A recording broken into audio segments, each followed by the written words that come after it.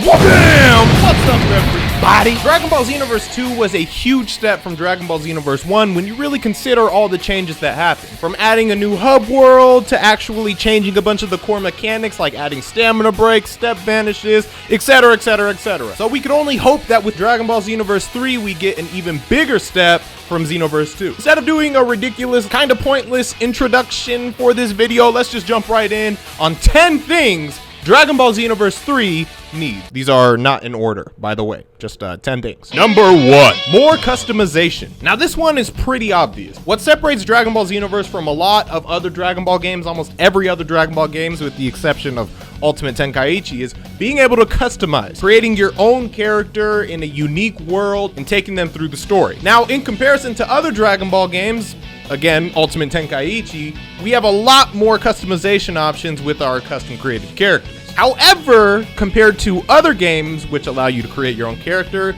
it's kind of underwhelming if you really think about it. So with that said, some of the ideas I had for more customization features are as follows. There's the obvious things like more races, like maybe an android race, maybe a demon race, etc, etc. And then after you've selected your race, I think we need a lot more hairstyles, body types, stuff of that nature. And a very simple thing they could do is once you select a hairstyle, just allow people to adjust certain features of that hairstyle. Like, okay, for example, you choose the Gohan hair with the bang out, right? What if you just want to take away the bang, you know? Or what if you wanted that Gohan hair just to be a little bit bigger? Or you, I don't know, choose a different hairstyle, like a Trunks hairstyle or the ponytail or whatever it is, and you can make the ponytail a little bit longer. Just being able to adjust certain features of the hairstyles would go a long way for the hairs. And it's kind of the same thing with the bodies. So instead of just being able to choose like, you know, 3 different heights and 3 different like, I don't know, masses of your character, allow the user to adjust certain features of their body. Say I wanted bigger arms, but I wanted a tiny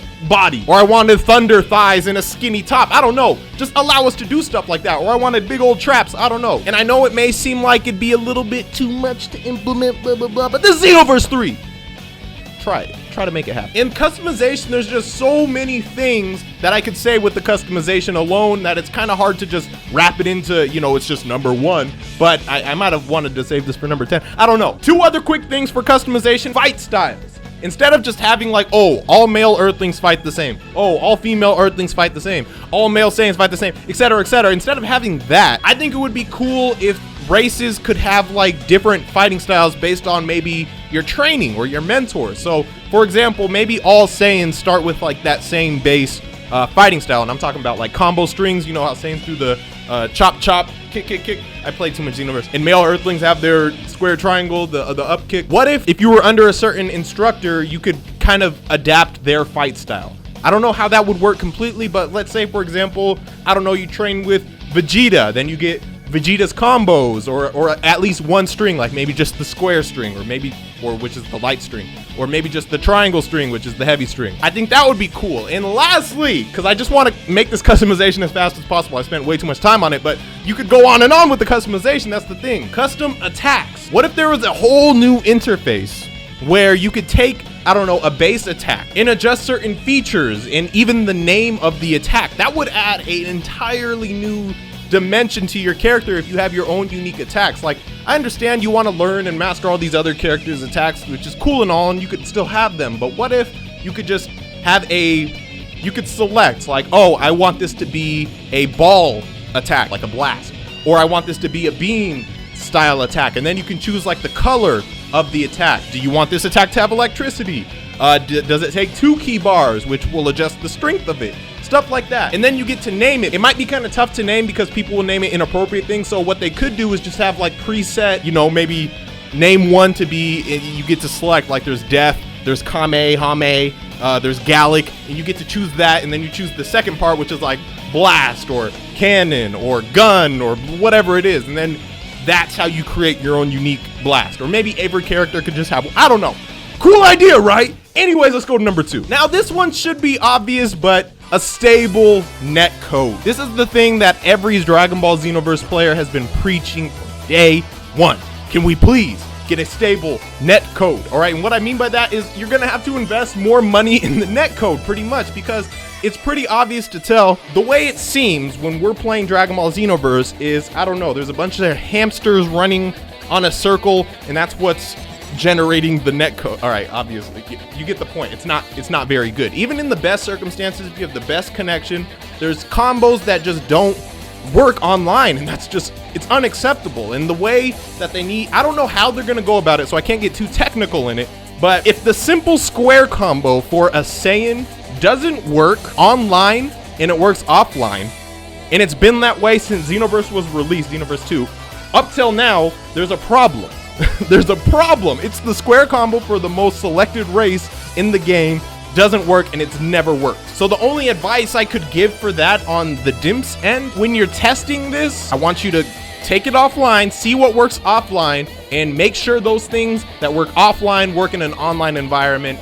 If that's happening, we're in good shape. Number 3, also probably obvious, but new game modes. A few ideas I had is a world tournament mode, a free-for-all mode, survival mode, and giants. When I say world tournament, I'm not talking about this weird world tournament thing that they have in Dragon Ball Xenoverse 2. No, I'm talking about a legit bracket-style tournament, Tenkaichi, you know, sort of thing, where you can invite like a lobby of friends and like you guys go through the tournament brackets, and people are spectating once they get knocked out, unless they want to leave, which most people will, but you know, whatever. A legit tournament. We need that. A free-for-all mode. I mean, I think this is highly requested. It might be hectic. Obviously, it's not going to be the most competitive thing. Like, it's not going to, like, whoever wins isn't going to be like, oh, this is the best player, but it's fun. It's like a party sort of style mode, which would be amazingly fun to just have 4 or maybe up to 4, I don't know, maybe more, but 4 people on just one map, just going at it. You switch on, you lock on, you're fighting one guy, some guy just side kicks you in the face. I don't know, it would be hilarious. It would be so much fun. We need that, please. I feel like it would be not too hard to implement. You just lock on to different people and they all have their own health bars. I don't know.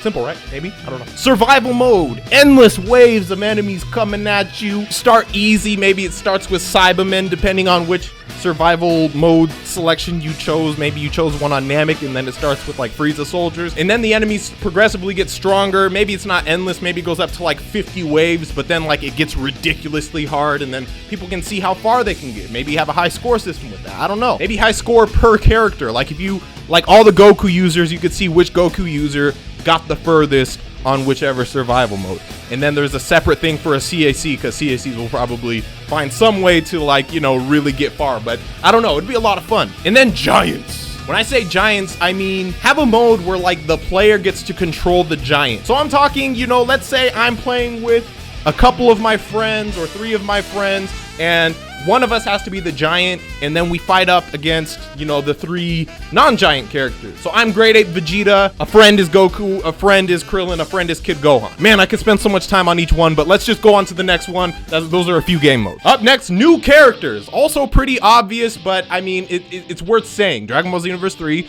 we need new characters, all right? I think our base character set should be all the characters that we have on Xenoverse 2, including the DLC characters. Those characters are a given, but I think we should also get characters such as, especially assuming Xenoverse 3 is like the last of the series, I don't know if it would be, but we need characters like Demigra, playable, Fused Mira, playable, Corrupt Zamasu, playable. These are characters that were already in the game that I feel like should just be playable. And then obviously new characters from Dragon Ball Super, Android 13's transformation, Bojack's transformation, you know, a few of the characters that, you know, just should be in the game. Pycon, etc, etc. Maps. This one may seem kind of obvious. You're like, why is he really gonna say we need new maps? Obviously we need new maps, so that's kind of what I'm talking about, but I'm also talking about how the game interacts with the map. Let me explain. So first off, a new map, Tournament of Power. Honestly, that's the only, there's a few other maps, but Tournament of Power, we need that stage. I don't know if it's going to be added in Xenoverse 2 DLC, so if this becomes outdated, this was before it was DLC. I don't know if it will be. But I'm talking about how the game interacts with the map. So I'm talking about little things like if you're at the bottom of a map where there's no ground. So for example, if you're at the sky map and you get to the bottom of that map and you're trying to snap vanish, there's literally a bug or a glitch where you snap vanish in front of your opponent. You don't go behind them. Like, that's just a very minor, dumb thing that happens that shouldn't happen. The terrain at the bottom of some maps that do have a ground are sometimes obnoxious, and they really get in the way when they shouldn't get in the way. So I'm talking like you're trying to like sidestep to the left or go back or something, and like a tiny pebble that you can barely notice until you look at a replay or something is literally creating a bit of collision that completely stops your character's movement and gets you, like, I don't know, blasted with the Kamehameha. Water is really annoying in the game for no reason. Like, if you're fighting on the water, like if half of your body's in the water and half of their body's in the water and you're fighting at that level, which happens more often than you may think, the camera sometimes is really annoying, and like you literally can't see your opponent if they're like, let's say this is the water. Your opponent could be right here and you're right here. You cannot see your opponent. That is how the water works. Like there's no like depth. Like, the way it should work is, I understand some people see it tactically, like, oh, you should be able to hide in the water and you can fire a blast out of there to catch your opponent off guard. Yeah, that's cool. You should be able to do something like that, but not when you're right at the surface of the water. You should have to go to the bottom, so there should be like a depth mechanic. Like, you can start to see your opponent as they get closer to the surface of the water. Like, it sounds very simple, but trust me, this makes almost some maps not unplayable, but like you don't want to go to some maps because the water is just so, it's not well designed. Sorry to say it. I don't want to hurt your feelings, but it's true. And then the camera, when it's in certain positions at certain maps, like I almost always go to the wasteland or like open maps, because like the city, as much as I love going to city maps because of the aesthetic of it, it's really cool. The camera does not know how to work with some environments. Basically, the camera gets stuck on collisions, or it'll start to like compress and like push itself into this really awkward state. So what needs to happen with the camera, and a lot of games have done this, I think maybe even past Dragon Ball games have done this, the camera needs to always be at a consistent spot. If there is collision or if there is a building or something, it needs to become transparent, keeping the camera in a good spot, but you can still see the character in the fight and everything that's going on. Lastly, for the maps, destructible. Everybody wants destructible maps. There's not a soul in the world that doesn't. It would be so cool. I'm not talking about these little, you know, these little, you throw a key blast, hits the ground, it creates a little crater that eventually regenerates itself. No, I'm talking permanent destruction. Have it, even if it has to be like Tenkaichi 3, which was a PS2 game, so I know it can be done. Just have certain things that can be destroyed, all right? Whether it's a piece of the ground that can like turn into a huge open crater, whether it's a big rock that can completely, they have some of that at the Rocky Mountains, but I think everything should be destructible. Just make it happen. It's not gonna be that hard. I don't know if it'll be that hard, but make it happen. Xenoverse 3, I have high expectations. Number 6, updated / new core mechanics. So this is where things get really technical, and I'm gonna try not to go too in depth, but there's a lot of minor things that I don't know if it's caused by the netcode, but like step vanishing right now it's overpowered, because you can literally spam step vanish and get away from anything. Even if you have no stamina, you can step vanish. People won't be able to catch you, especially the netcode is in a poor state. But I don't know if this is consistent, if the netcode was working. There's no reason when I break somebody's stamina and they start, you know, step vanishing like crazy away, I shouldn't be able to catch them. They have no stamina. So you didn't have stamina. You were literally like this, I couldn't move, blah, blah, blah. I was too injured to move. Oh, but now I can move so fast that I become invisible on the screen by step vanishing. Why? That doesn't make sense. Unvanishable stamina breaks need to go. Basically, there's certain stamina breaks that happen after like a charged heavy hit. Then you can stamina break and they just can't snap vanish. You could have enough stamina, you just can't snap vanish. Needs to go. Super armor limit burst. All right, I don't hate limit burst. I advise they keep it in Dragon Ball Xenoverse 3, but just get rid of the super armor one and then the auto just guard one, and get rid of the one-shot ones. There's no reason, yes, I activated my one-shot Kamehameha, final Kamehameha, I activated my one-shot Sword of Hope. No, that's just, it's awful. Or at least nerf that. Like, you can keep that, but just nerf it. And lastly, this is the kind of new feature. I don't know how it will work completely yet, so I don't have all the kinks worked out, but who doesn't want a beam struggle? All right, I understand maybe you can toggle it on or off, I don't know, maybe, but I think beam struggles would just add so much like just coolness to the fight. Like, it's a Dragon Ball game, you need a little bit of swagger on your fight. Now, how it would work, I don't want it to be like the old school, like, oh, I rolled the thing because you're gonna break your control sticks. I don't want it to be a spam fest. I think the way it should work, somehow they need to figure out, like, okay, let's say a level 3 or like a 3 key bar ultimate collides with a level 5. The level 5's automatically at an advantage, but let's say the level 3 has more ki that they're willing to expend to win the beam struggle. What if there's a button you can hold down to keep draining your ki, and then they have a button they can keep holding down to drain their ki? Whoever has more ki to give could win the beam struggle, or maybe it could also seep into your stamina. So like you could win the beam struggle, but you burn your stamina trying to win that beam struggle. Or you could just be like, okay, I don't want to waste my stamina, so I'm gonna take this L on this beam struggle sort of thing. Something like that. Again, I don't know fully how it would work. If you have any ideas, drop them in the comments. Number 7, this one should be quick, very simple. No RNG, all right? Parallel quests, I don't mind parallel quests. I don't mind the idea of going into parallel quests to unlock certain attacks, certain clothing, but take out the RNG, okay? If you get a Z rank, you should have 1 guaranteed reward, at least, I think. Just any of the rewards, clothing or attacks, it should be 1 guaranteed if you get a Z rank, or maybe even 2 for a Z rank, and then like as you go further down, it becomes less guaranteed. So maybe it is RNG for like an A rank.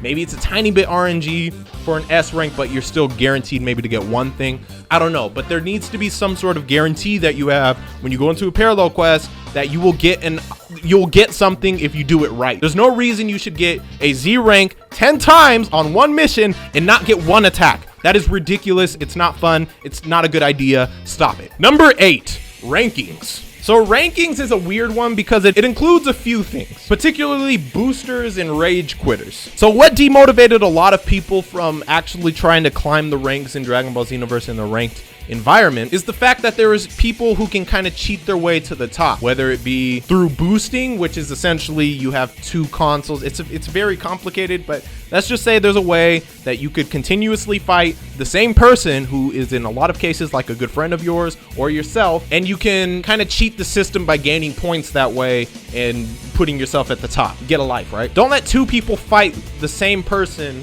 multiple times within like the same time frame over and over again. So for example, I can't fight XY 3 times like in an hour. So that way, like they're super slowed down. I don't know. Just please find a way to fix this. I don't know. I'm not the developer here. I just have ideas. And then rage quitters, this is a small thing, but like if somebody rage quits at this point in time, I think you still lose some sort of BP or TP or whatever ranked matches you're in. However, you're still given a win or you're not given a loss like in your play data. If you rage quit from a match, you should automatically be given the L. Now, I know a lot of people are going to be like, oh, but what if your connection's bad? That's your fault. I'm sorry. Get better connection. But if it says connection failed, a lot of games are able to do this. For example, Duel Links, the game can detect which side of the connection left. So for example, if I were to have closed the app, or if I was to rage quit on Xenoverse, it can tell which end of the spectrum quit out of the match. Whichever end that is given the loss. Whichever end that is should be given a loss in their play data and in their ranking. I just want the rankings to be authentic, not somebody being fake. I'm sorry, Miyuki, I don't want a fake number 1 for the entire lifespan of the game. I would have had a goal to try to reach number 1, but it became pointless when I found people were able to just cheat the system. So ranked matches were just thrown to the wayside and not important after that. Number 9, we're almost at number 10. This video is a lot longer than I thought it would be. Thank you for sticking around if you've been watching the whole thing. Unique stories. I think there should be at least 2 unique stories based on your alliance. Now, originally, and let me get into alliance in a second, but originally I was thinking like maybe each race could have their own unique story, but I feel like that it's too much to ask for, and I know we're asking for a lot, but let's give them some leeway. I think there should be at least 2 storylines, and the player should really have a decision whether they want to be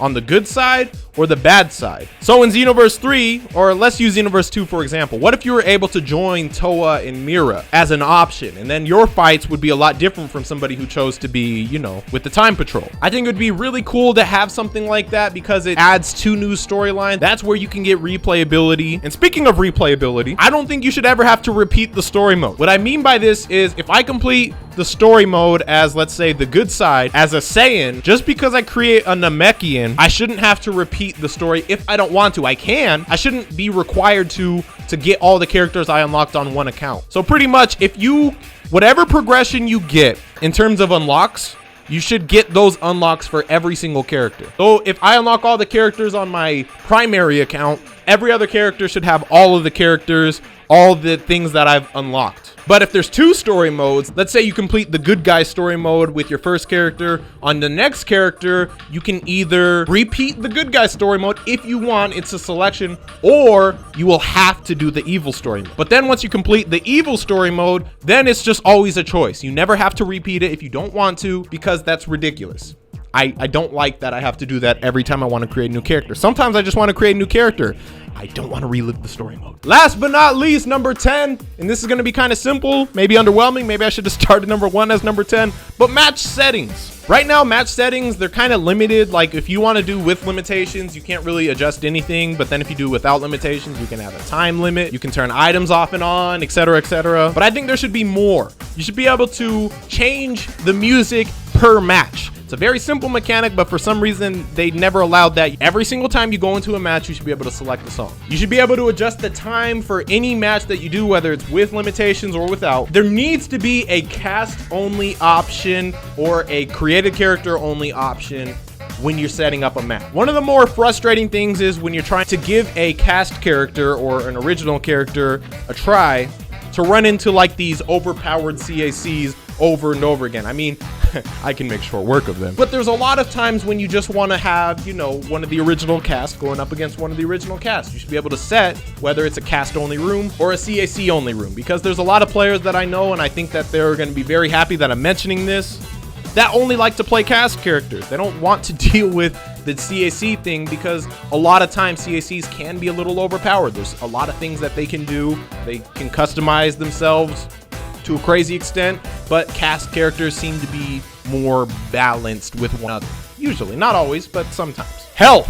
All right, health is a weird one because there's an attribute for health, but I think there's a very simple fix. Some people just want longer matches. Like they want the fight to go on longer. It shouldn't just be one stamina break and then your opponent dies. So you should be able to just double or triple the health total. So if I had more of my health attribute, I'm not put at a disadvantage because you can just adjust the health. No, like the whole thing will be doubled or the whole thing will be tripled. Could you imagine just both of you guys have like blue bars of health? How fun that match would be, how long that match would be. You wouldn't have to run a set. You could have like these crazy comebacks, like maybe, you know, for the first 2 bars of your health, you're getting worked, but then at some point you just turn it around, you figure your opponent out. Because a lot of times, like by the time you figure your opponent out, you out of health, because there's just not that much health in the game. I think prolonged matches would be all kinds of fun. And lastly, connection. I kind of touched on this with Netcode, so hopefully if the Netcode was adjusted to a certain degree, then this wouldn't be as important. But let's say it's not. You should be able to have a connection setting for your match searches.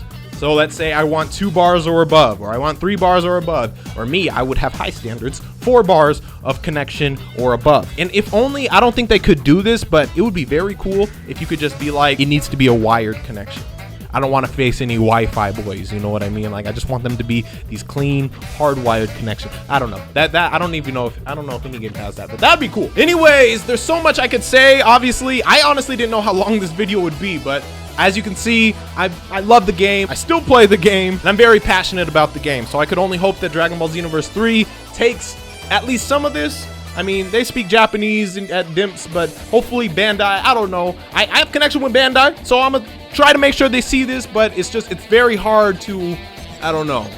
They're gonna need somebody just literally playing my video on like a big screen, and then a presenter at Dimps who knows English and Japanese is gonna see what I said, pause it, explain what I said. He said wabam, and then explain, you know, what I'm saying. I don't know. A man could dream, Kenny. Let's hope for a powerful Xenoverse 3. I hope you guys enjoyed this video. I hope you enjoyed your day. If you agree, disagree with any of the things I said, if I missed anything, make sure to comment it down below. If you think I hit this to a T and I should be the lead dev of Xenoverse 3, tell me that rhyme, but this ain't the time. Is that a crime?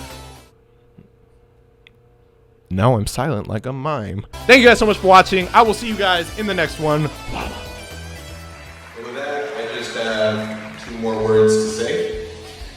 Just subscribe.